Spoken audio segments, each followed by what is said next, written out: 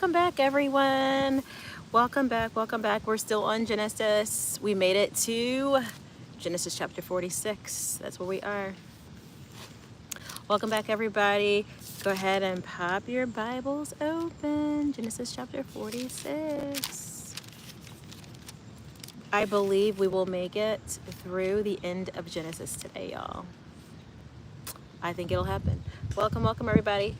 I'm gonna go ahead and start reading while folks are starting to walk up in here. Oh, the breeze is so good, y'all. Let me just take that in for a second. It has been one hot day out here, but I got myself a little breeze. Okay, chapter 46. So Israel took his journey with all that he had and came to Beersheba and offered sacrifices to the God of his father Isaac. And God spoke to Israel in visions of the night and said, Jacob, Jacob. And he said, Here I am. Then he said, I am God, and the God of your father. Do not be afraid to go down to Egypt, for there I will make you into a great nation. I myself will go down with you to Egypt, and I will also bring you up again. And Joseph's hand shall close your eyes. Then Jacob set out from Beersheba. The sons of Israel carried Jacob their father, their little ones, and their wives in the wagons that Pharaoh had sent to carry him. They also took their livestock and their goods, which they had gained in the land of Canaan, and came into Egypt. Jacob and all of his offspring with him, his sons' sons with him, his daughters and his sons' daughters, all his offspring he brought with him into Egypt. Now, these are the names of the descendants of Israel who came into Egypt.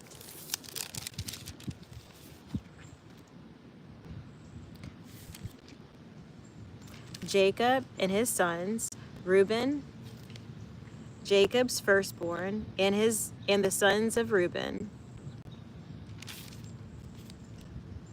Hanok, Palu, Hezron, and Carmi, the sons of Simeon, Jemuel, Jamin, Ohad, Jachin, Zohar, Shaul, and the son of a Canaanite woman, the sons of Levi, Gershon, Kohath, and Merari, the sons of Judah, Onan, Shelah, Perez, Zerah. But and Onan died in the land of Canaan, and the sons of Perez were Hezron, and Hamul. The sons of Issachar, Tola, Puvah, Yob, and Shimron. The sons of Zebulun, Sered, Elon, Jaleel. And these are the sons of Leah, whom she bore to Jacob in Padanaram, together with his daughter Dinah. Altogether, his sons and his daughters numbered 33. The sons of Gad, Ziphion, Haggai, Shuni, Esbon, Eri, Erodi, Ereli. The sons of Asher, Imnah, Ishva, Ishvi, Beriah, and Sarah, their sister. The sons of Beriah, Heber, and Malchiel. These are the sons of Zilpah, whom Laban gave to Leah his daughter, and these she bore to Jacob, 16 persons. The sons of Rachel, Jacob's wife, Joseph and Benjamin. And to Joseph in the land of Egypt were born Manasseh and Ephraim, whom Asenath, the daughter of Potiphar, the priest of On, bore to him. And the sons of Benjamin, Bela, Becher, Ashbel, Gera, Naaman, Ehi, Rosh, Muppim, Huppim, and Ard. These are the sons of Rachel who were born to Jacob, 14 persons in all. The sons of Dan, Hushim. The sons of Naphtali, Jaziel, Guni, Jezer, and Shillem. These are the sons of Bilhah, whom Laban gave to Rachel his daughter, and these she bore to Jacob, 7 persons in all. All the persons belonging to Jacob who came into Egypt, who were his own descendants, not including Jacob's sons' wives, were 66 persons in all. And the sons of Joseph who were born to him in Egypt were 2. All the persons of the house of Jacob who came into Egypt were 70. Jacob and Joseph reunited. He had sent Judah ahead of him to Joseph to show the way before him to Goshen, and they came into the land of Goshen. Then Joseph prepared his chariot and went up to meet Israel his father in Goshen. He presented himself to him and fell on his neck and wept on his neck a good while. Israel said to Joseph, "Now let me die, since I've seen your face, and know that you are still alive." Joseph said to his brothers and to his father's household, "I will go up and tell Pharaoh, and will say to him, my brothers and my father's household, who are in the land of Canaan, have come to me, and the men are shepherds, for they have been keepers of livestock, and they have brought these flocks and their herds and all that they have. When Pharaoh calls you and says, 'What is your occupation?' you shall say, 'Your servants have been keepers of livestock from our youth even until now, both we and our fathers, in order that you may dwell in the land of Goshen. For every shepherd is an abomination to the Egyptians." Welcome, everybody. So this is a really short chapter. This is just talking to us about the connection point between Joseph and Jacob as they're reunited, and it's talking to us about, like, it's Joseph showing Jacob how they should go by communicating about their position in society, their occupation, to keep them not only safe, but also to make sure that what he's promising is going to be able to come to pass. He's like, tell them this and tell them that. At the beginning of the chapter, we see a lot of the introduction of a lot of the family genealogies. That's important because it's just good to see where people come from in the family line, who bore who, who's related to who, just so you can see kind of the genealogy. Sometimes when you see someone's from a certain part of town, you can begin to understand that there may be some certain attributes that are going to be common among those people. Maybe it's idolatry, maybe it's sexual perversion, might be common in certain towns based on the last name that they are descending from. So that's why you often see like the genealogy pieces.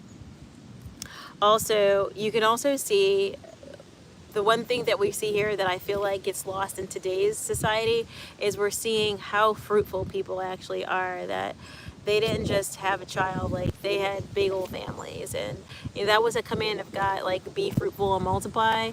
So we see people actually did that they were having like very large families. And where people were struggling to have large families is often was related to like an infertility issue, not so much a desire issue, that they all had the desire to do what God wanted them to do, and it was waiting until God's appointed time to bless them and bless that fertility. So if I had to sum up Genesis chapter 46, it would really start off with the fact that there's going to be a journey for Israel, and you know, Israel, who is Jacob, we'll just say same name, different name, same person. Israel, aka Jacob, is talking with God and telling him, don't be afraid to go to Egypt. I'm going to make you a great nation there. So it's the promises of God being spoken over Jacob again. So these are the promises that didn't start with Jacob and didn't start with Jacob's behavior or any of that. What I want you to take from the beginning of this chapter is God is speaking directly to Jacob because it's a covenant. And he's reminding Jacob of the covenant that he's already set with his people. And this is a covenant that was set with his grandfather, who was Abraham, and it's continuing to be repeated on and on. And so usually we see God reminding one of this covenant after they've kind of proven their faithfulness, then we see God reminding, hey, don't you remember that we have this covenant? We see that often throughout this covenant, moving from Abraham to Isaac and then finally to Jacob. So in this one, um, God's also leading and guiding. So we have to remember God is sovereign. He's always in control. So when people are not moving according to his plan or his will, he is reminding them, hey, don't be afraid. I want you to go to Egypt. And you have to remember, Jacob is now an old man. And so when we're asking Jacob to go to Egypt, it's not the same as like like a young man being asked to go out of town. Like, have you guys tried to go out of town after a certain age and you're trying to go to a new place or ride new types of transportation? There's buses and maybe you don't know the bus route, or there's subways and you don't know the subways, or you've never ridden a subway before. For me, I'm in upstate New York. I kind of was like, probably would have been cheaper for me to like rent a car. And I'm like, meh, I'd rather get an Uber. I don't want to drive myself all around in a new place. It's all country. So I chose to get an Uber instead of get a car. And so we're talking about, and I'm a young person, we're talking about Jacob, who is now an old man. Jacob, better known as Israel, he's now an old man. For him to trek all the way to Egypt is a big deal. And naturally, he would have a little bit of fear come upon him. So when he speaks to God about this, it's all like God saying, hey, don't be afraid. Don't be afraid. I do want you to go here. And it's a reminder that, hey, go here. Don't forget my promises that I have for you. And while Jacob is still alive, he's like, hey, I want to remind you, I'm going to make a great nation of you. So please go. And so the obedience that's required of each person in this family at a certain point, like we think about it, the reality is that the blessings and favor on the descendants to come are dependent on the obedience of their ancestor. So we saw Abraham's obedience. Abraham was asked to just get up and go all over the place. And Abraham just got up and he did it. We see that, we see this repeating over and over again. Jacob was a bit sneaky and trying to like get the blessing from his brother, right? But he didn't really realize like God already had blessed him and that was already his position. He didn't have to try to like steal anything. That was his position to begin with. So I find all that interesting, and I look at this and I say, there is blessing, and I can see that God will do because God's going to do, because he's not a man who would lie. But in order to like not delay the promises of God when he's coming to share with you, this is what I have for you, this is what I want, or these are the next steps, God is looking for our obedience. And so I wonder, for us out here, what has God spoken to you lately? And where is he looking? Where is he seeking your obedience? Like, where is he trying to get you to like walk out what promises he's made for you, or what things he's revealed to you? Where is it that you're struggling to walk it out? And can this story be one that motivates you to actually walk it out a little bit differently, I wonder? So yeah, it starts off with God reminding Jacob that, hey, don't be afraid. I am God. I'm the God of your father. And I'm going to make you a great nation. So just go down to Egypt. So instructions are going to be important. We saw instructions with Noah, with the ark. God said, hey, I've got a way for you to escape this big flood that's coming, and it is going to swallow everyone up. So God gives warnings, and then he gives instructions, and then we have to obey. And that's what keeps us safe. So I know we're not people who are like legalistic out there, right? We've moved on from that, right? But God has commands in the Bible. And I just want to reference that because I think it's important. God's got commands in the Bible, and although we are blessed because we have grace, so we're not bound by the law, but that doesn't mean the law is not good and perfect and holy. The law, those 10 commandments, actually 613 commandments, those commandments that are in the Old Testament, there's nothing wrong with what God said was good and holy in the law is that we were fallen natured people and we could never follow it perfectly. And so God says, like, if you can't follow it perfectly, don't depend on the law to save you. Depend on Jesus to save you.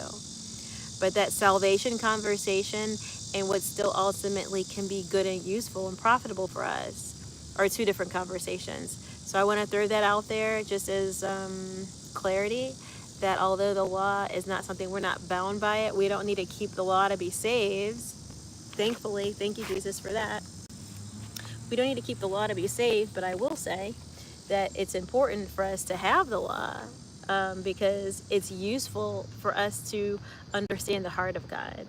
And when we understand the heart of God, his heart is that we would, be sustained and preserved and do well.